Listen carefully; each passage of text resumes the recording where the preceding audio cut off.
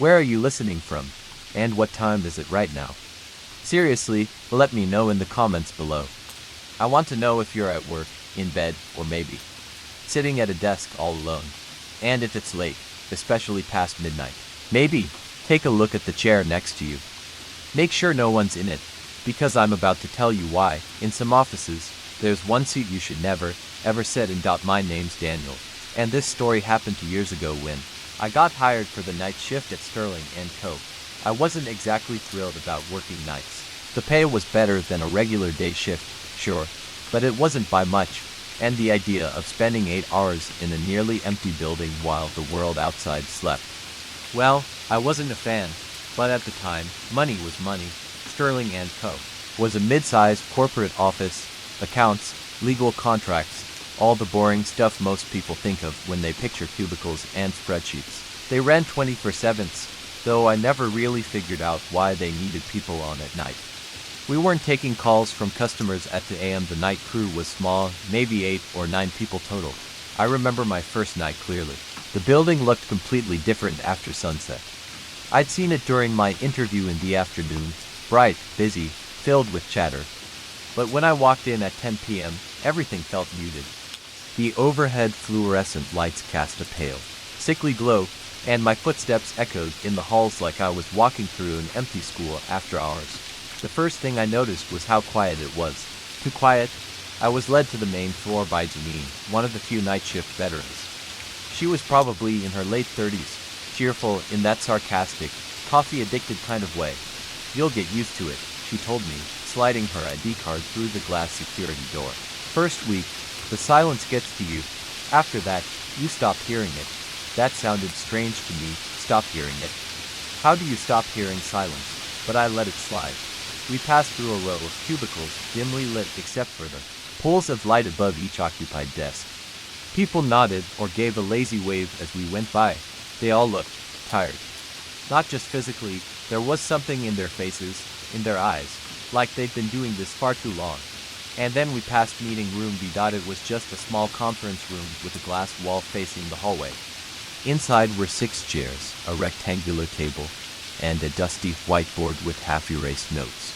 But one thing stood out, the chair at the far end of the table. It was different from the rest, a big, old-fashioned leather office chair. Not the cheap, rolling kind you'd find in bulk orders, but something heavier, with wooden armrests, and deep cracks in the leather from years of use. It faced directly toward the door, like it was staring right at me. I must have slowed down because Janine gave a little laugh. "Yeah," she said. "That's the chair." "The chair," I repeated. She smirked. "You'll hear about it eventually. Just don't sit in it." And then she kept walking. Now, I don't know about you, but when someone tells me not to do something without explaining why, I can't stop thinking about it. For the rest of the tour, I kept glancing over my shoulder, half expecting to see someone in that chair. But it stayed empty. Janine showed me my desk, the coffee machine, the break room, the usual. Then she left me to get started on my first assignment. I tried to focus, but my mind kept wandering back to the chair. At around the end, I got up to stretch my legs. My section was quiet. Most of the others were either at their desks with headphones in or taking breaks. I found myself drifting toward meeting room B. The closer I got, the more I noticed how still it was in that part of the building. No air conditioning hum, no distant clacking of keyboards, just stillness. I stopped at the glass wall and looked inside. The chair was exactly where I'd seen it earlier. Same angle, same cracks in the leather, same dull shine on the wooden armrests. But there was something about it, something in the way it seemed ready, like it was waiting for someone to take a seat. I shook my head, told myself I was being ridiculous, and turned to leave. That's when I heard it, the faintest creak. I froze. Slowly, I turned back toward the glass. The chair had moved. Not much, just a few inches to the side. But I knew I hadn't imagined it. The wooden leg was now slightly over the line in the carpet where it hadn't been before. I stood there, heart thudding, staring into the empty room. No one inside. No open windows.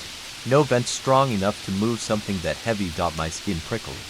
I walked away quickly, telling myself maybe Janine had been messing with me earlier and had nudged it when I wasn't looking. But even as I sat back at my desk, I couldn't shake the image of that slow, deliberate turn.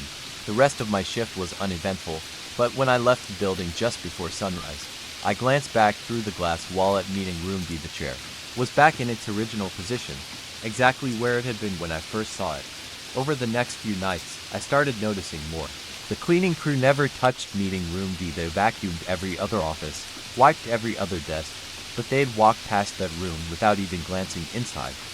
I once saw one of them, an older man with graying hair, stop outside it, cross himself, and mutter something under his breath before moving on.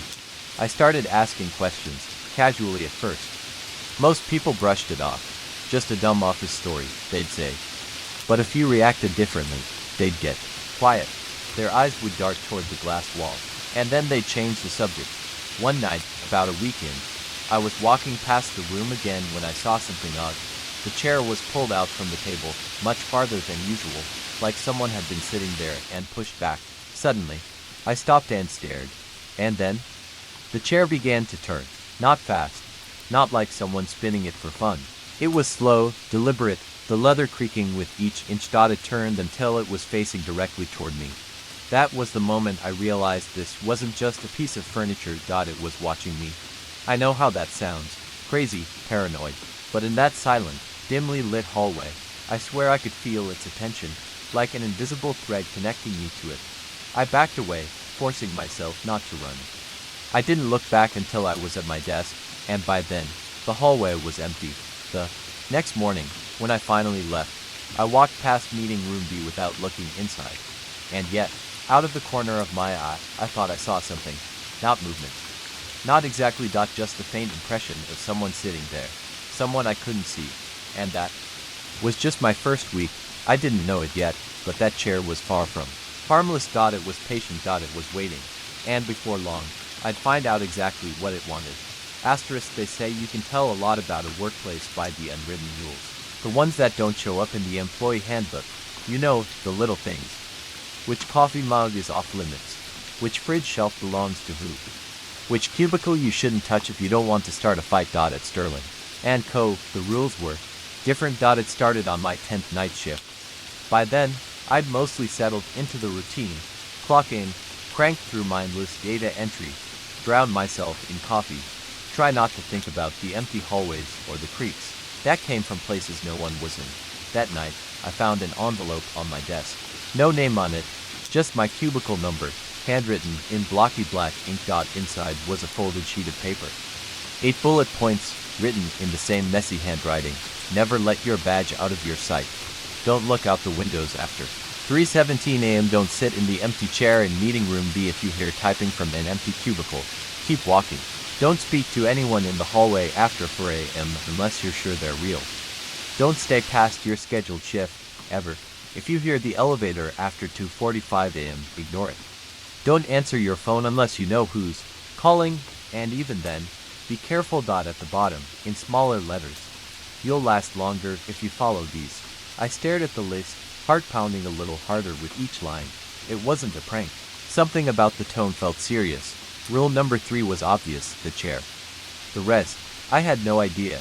I looked around the office, but no one was watching me. My nearest neighbor, a guy named Mark, was hunched over his keyboard, eyes fixed on his monitor. When I asked him if he knew anything about the list, he barely looked up. Just do what it says, he muttered. Especially number 3. That made me want to know more. During my break, I went looking for Janine. She was in the break room, pouring coffee that smelled burned enough to strip paint. Hey, I said casually. Weird question, do we have? Unofficial rules here, her smile faltered. Someone gave you the list. I nodded. She sipped her coffee, watching me over the rim of the cup. Then you should probably follow them. Why? Janine hesitated long enough for the silence between us to feel heavy.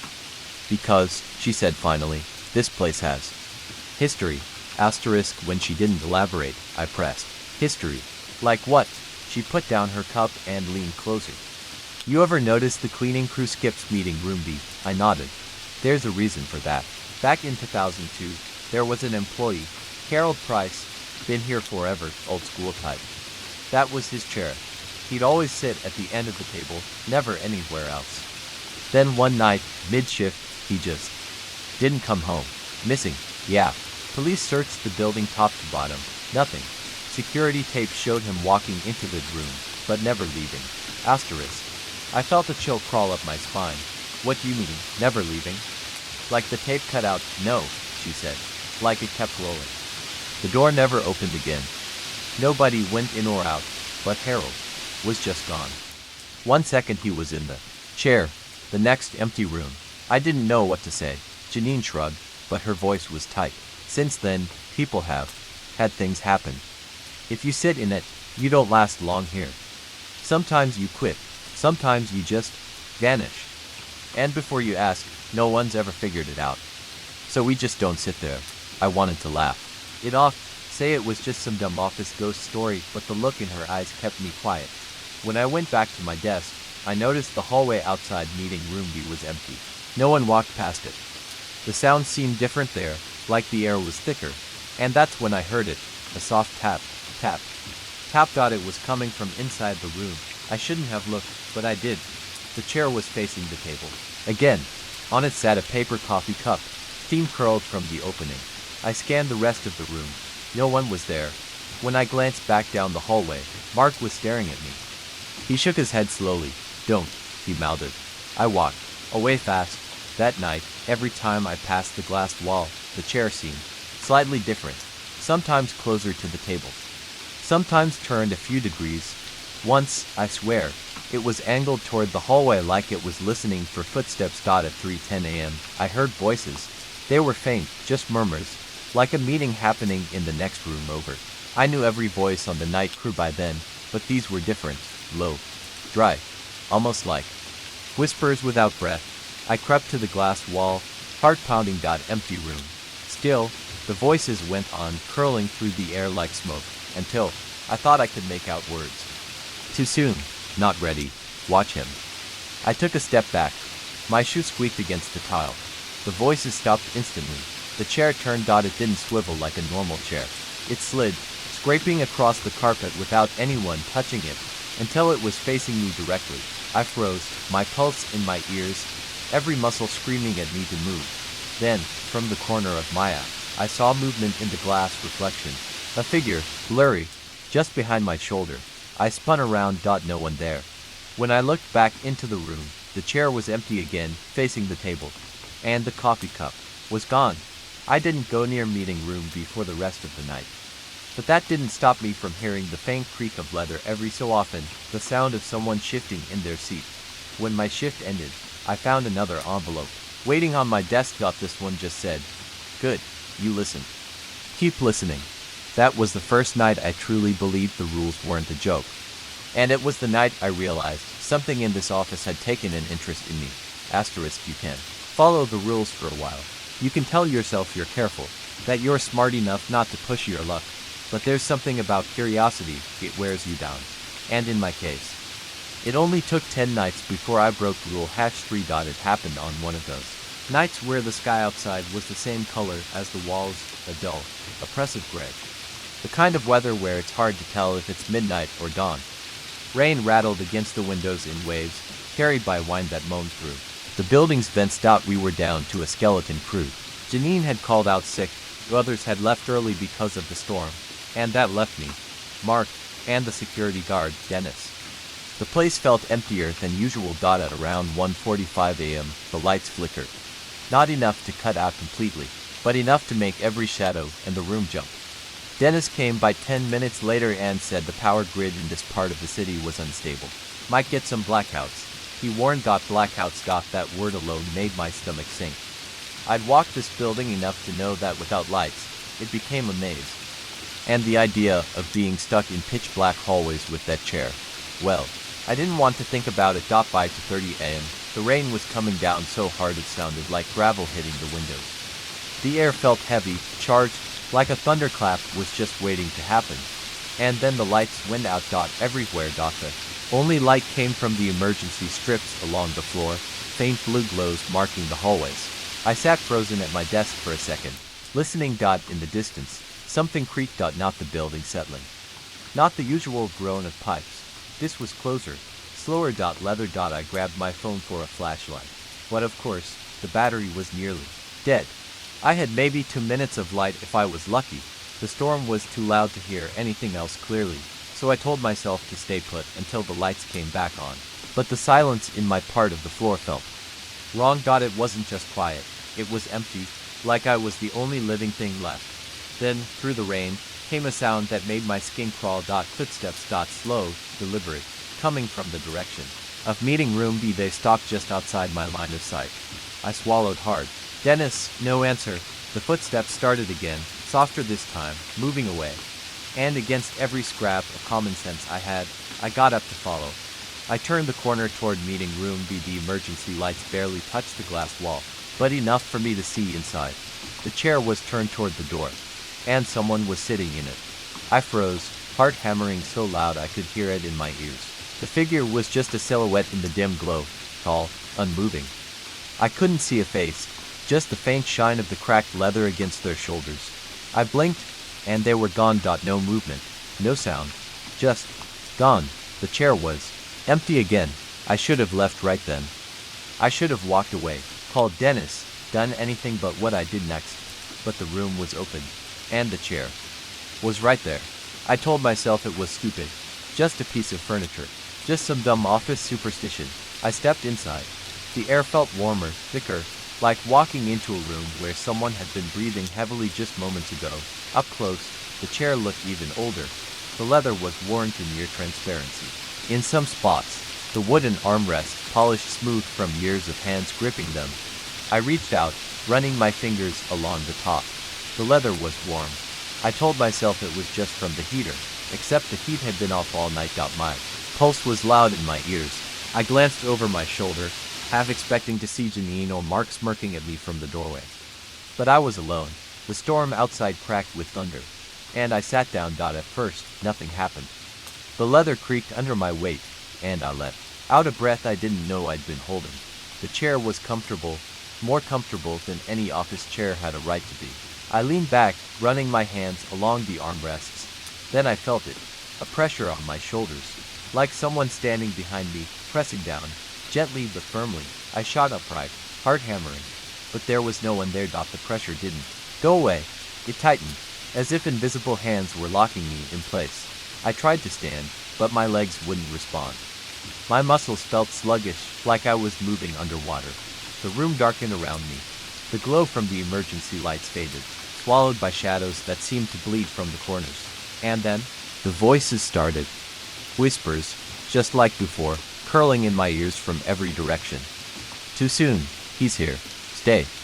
The pressure on my shoulders shifted, not pushing now, but guiding, as if urging me to lean back. Against my will, I sank into the chair. The shadows on the walls began to move. At first, I thought it was the storm outside making the light flicker, but these weren't random shapes. They were figures, dozens of them. Tall, thin, their heads cocked at unnatural angles. They circled the room, closing in, and one by one, they sat down. Chairs appeared beneath them, out of nowhere, chairs that looked exactly like mine. The shadows melted into the seats until all I could see were their eyes. Black. Endless. Every pair locked on me. I don't remember standing. I don't remember leaving the room. I just remember suddenly being in the lobby, my watch flashing for 50 a.m. I'd lost over 2 hours. When Dennis found me, I was shivering so hard my teeth hurt. Power came back about an hour ago, he said. You've been sitting here the whole time. But I knew that wasn't true. I hadn't been here. I'd been somewhere else, somewhere I wasn't supposed to see. When I got home, I found a note in my jacket pocket. Same handwriting as the rules. It just said, you shouldn't have done that. That was the night I stopped thinking of it as an empty chair. It wasn't empty. It was waiting. And now, I think, it knows my name. Asterisk. The night after I sat in the chair, I didn't go to work. I told myself it was because I'd caught the flu, or maybe a stomach bug, but that wasn't true. I was scared. It wasn't just the chair that haunted me. It was the blank spot in my memory. 2 hours gone, swallowed by something I couldn't explain. When I tried to think about what happened during that time, my head would start to pound. My vision would swim, like my mind was protecting me from whatever I'd seen.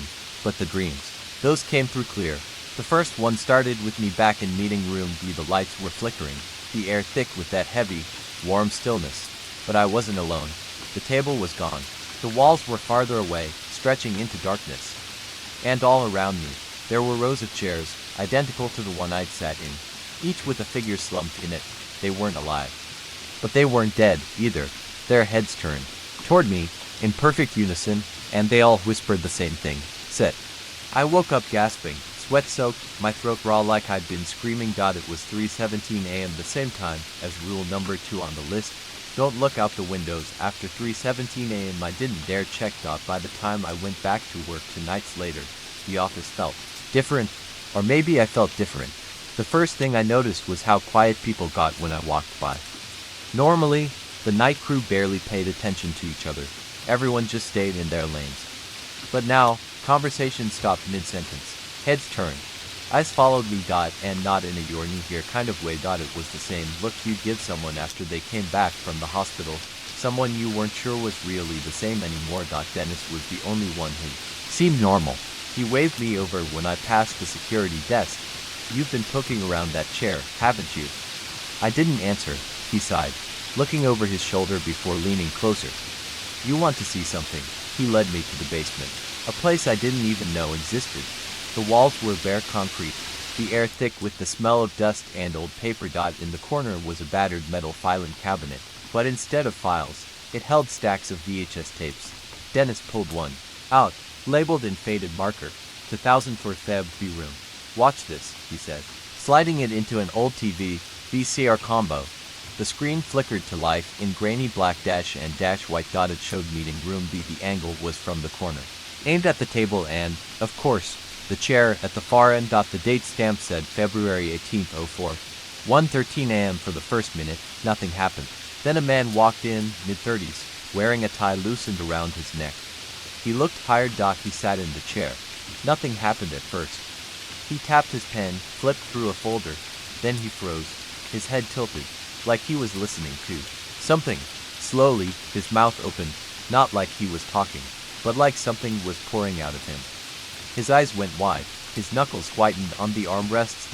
And then, in a blink, he was gone. Not stood up and walked out. Not camera glitch. Gone. One frame he was there. The next, the chair was empty. I stared at the screen, my pulse in my ears. What happened to him? Dennis shrugged. Never saw him again. Family filed a missing persons report. Police questioned everyone. No one could explain it. That's when they stopped keeping tapes for that room, officially, anyway. He pulled out another tape. This one was from 2010. The footage was the same. A person sitting in the chair, vanishing, without a trace. Different faces, different years, but always the same sequence. And then Dennis put in one last tape, unmarked. The date stamp was blurry, almost unreadable. But the time was 2:16 a.m. and the person in the chair was me. I couldn't breathe. It was me, same jacket, same haircut, same nervous look on my face. I sat in the chair, fidgeting for a moment. Then my head turned sharply toward the camera, like I knew it was there. And I smiled. It wasn't my smile. It was too wide, too sharp. And then, frame by frame, I leaned forward until my face filled the screen. I whispered something. Dennis froze the tape. That's where it ends. I've never been able to hear what you say, but I'd heard it. Even without the sound, I could feel the words in my bones. I'd said, "You're next."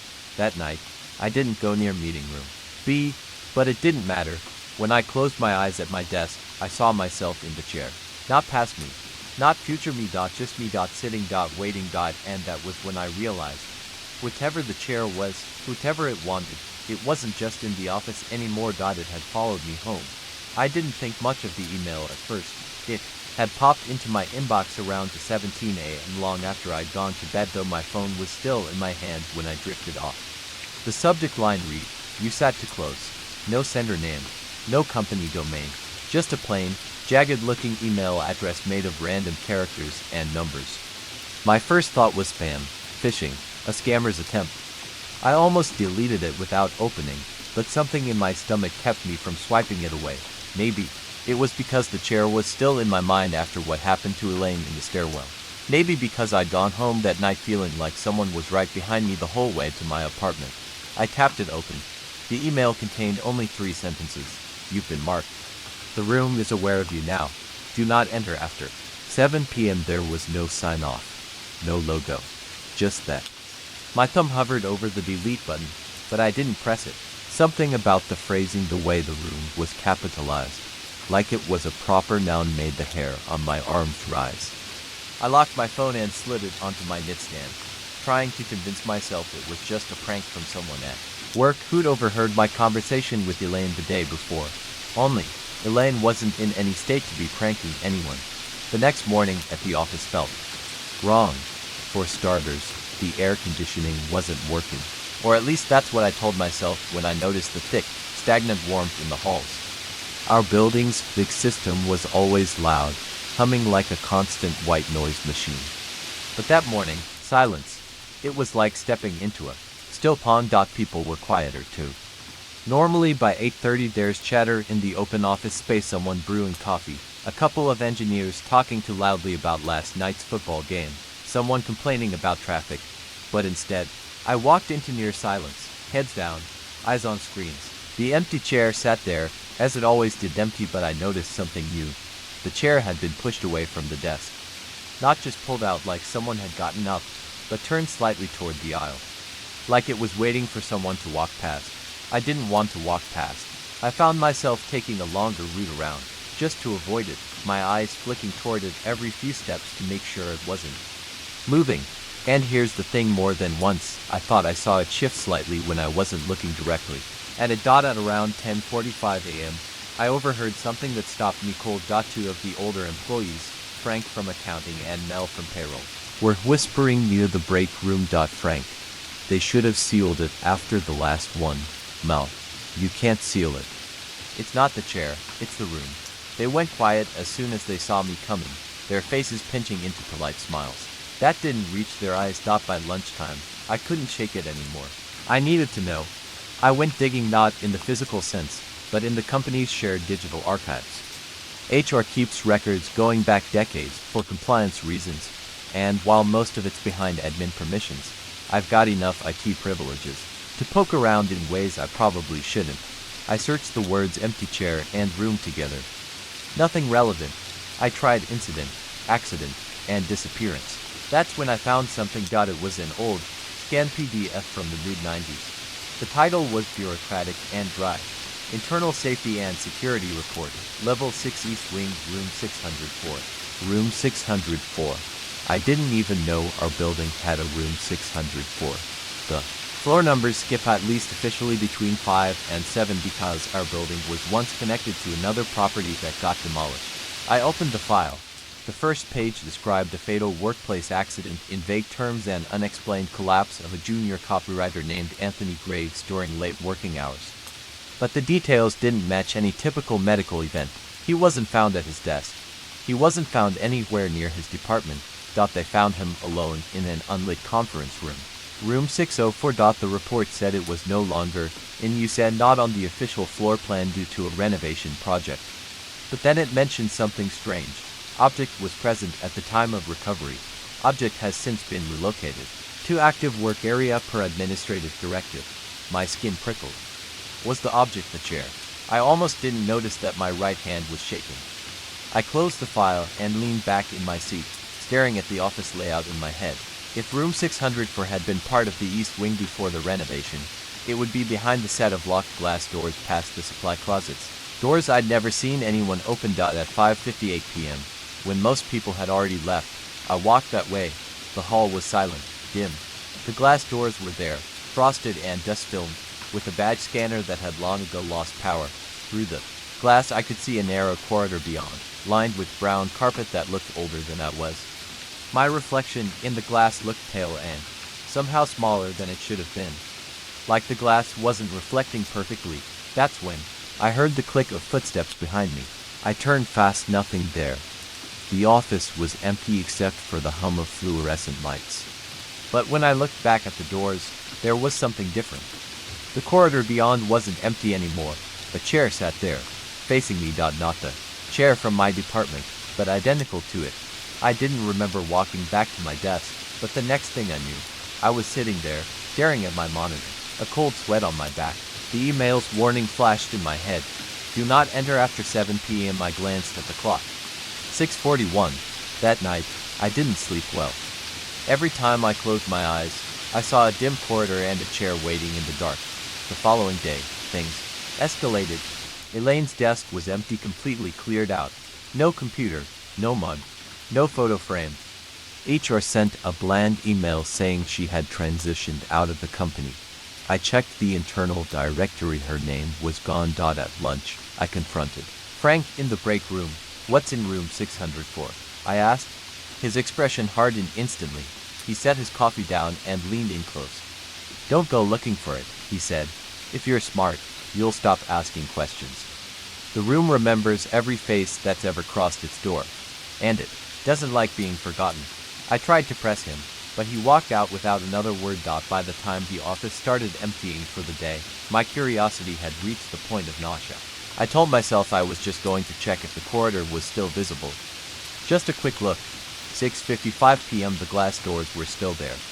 The badge scanner was still dark, but through the frosted panels, the corridor was brighter this time. A single overhead light was on, and there, halfway down the hall, sat the chair, except this time. It was the chair, the same one from my department, which made no sense, because I'd passed its spot on the way here and it was still sitting there. I don't know what came over me. I pushed the doors. They opened without resistance. The hinges made no sound, as if they'd been oiled recently. The warm, stale air on the other side hit me like the breath of something that had been holding it in for years. I stepped inside. The carpet was soft underfoot, but my shoes left no indent. The corridor was longer than it looked from the outside, much longer. My steps echoed faintly, like the sound was bouncing off walls much farther away. Halfway down, I stopped. The chair was right there, facing me. The seat was empty, but I felt watched. And then, something behind me whispered my name. I turned. The corridor was gone.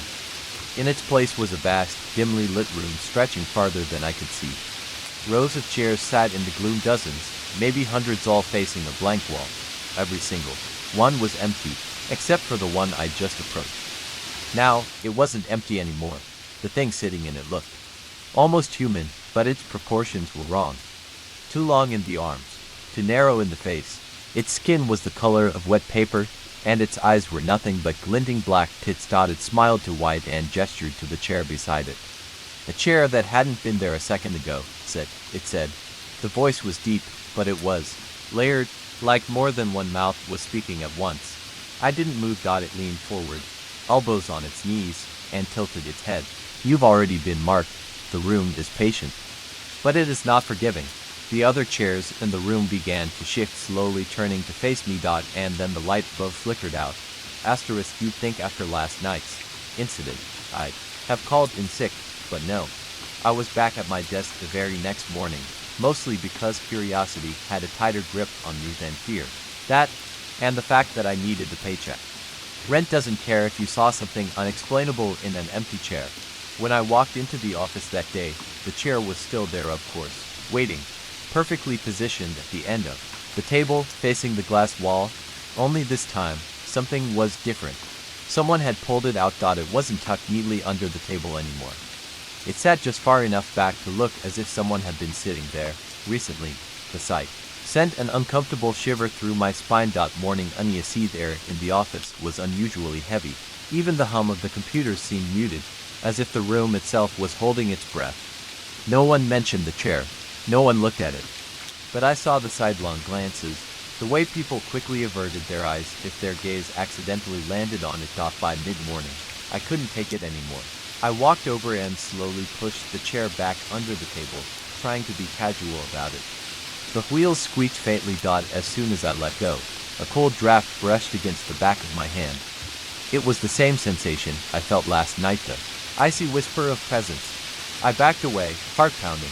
That's when I noticed something else. There was an indentation on the seat cushion, as if something had been sitting there for hours. The fabric was even faintly warm. I didn't touch it again. The client meeting around noon. Our department was scheduled to meet with a client in the conference room. I dreaded the moment, because of course that room was the one with the empty chair. We all filed in, the usual shuffle of not wanting to take the wrong seat.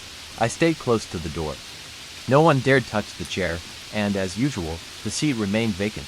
Or, we thought it was vacant. Halfway through the meeting, I saw movement in my peripheral vision. It was subtle, like the flick of a shadow in candlelight. I turned my head, Slowly, trying not to draw attention, the chair had turned slightly toward me.